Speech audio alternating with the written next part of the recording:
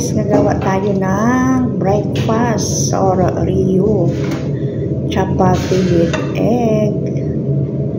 Fry egg yan siya guys. Tapos nilagay yan sa taas or sa gitna or sa middle. Then titiklupi. Ganon siya guys.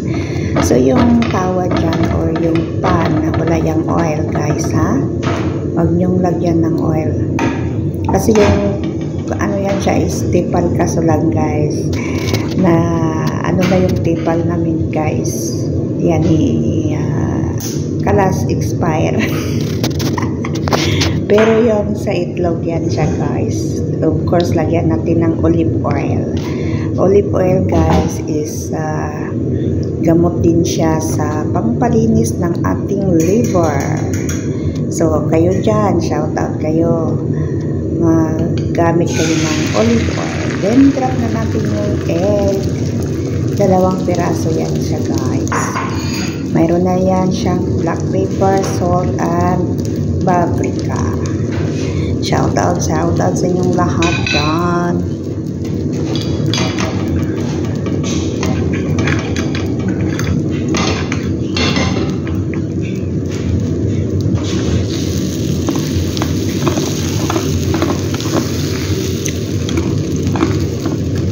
Ayan na guys.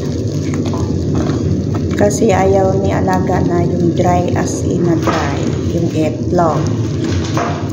Gusto niya yung may kunting alimnam-nam. Hi guys, shout out sa lahat guys. Shout out to everyone. Then I make karak or chai halip.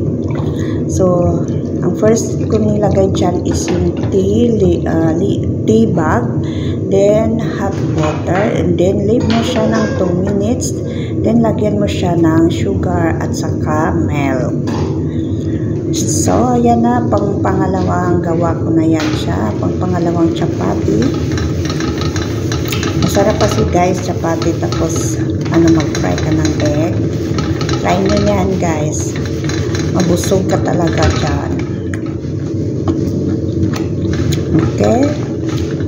Ayun guys, nangunguya ako ng kubos na piniprito ko guys. So, ayan na siya ulit. Doon. Lagay na naman. Then, malapit na yan siya maluto. Kasi naghihintay yung may-ari niyang almusal. Ayaw niya magano guys. Hirap itong mag-video ka guys na mag-isa ka. And then ikaw pa yung maghawak ng cellphone, ikaw pa yung maghawak ng sandok. Pero guys, nakasurvive din. No choice. So, thank you for watching to my videos guys. And then don't forget to like, comment, and subscribe sa hindi pa nakasubscribe. Thank you very much. Shout out in India, shout out in South Korea and United States. Hi sis Jarvis.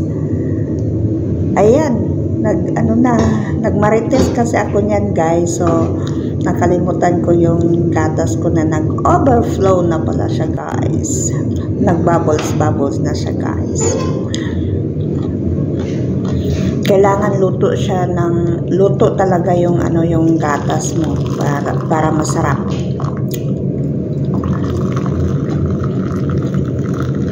So thank you sa inyong lahat. Ayan, pumunta ako sa labas niyan.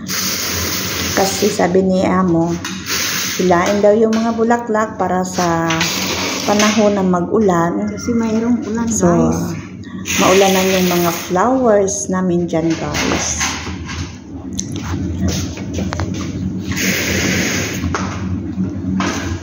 So, thank you sa inyong lahat. Huwag kayong magsawa guys sa aking vlog. Ayan, nagawa na kami Nagawa na kami ng ano dyan. Oy, apoy. Oy, nahuli itong ibang chai halip.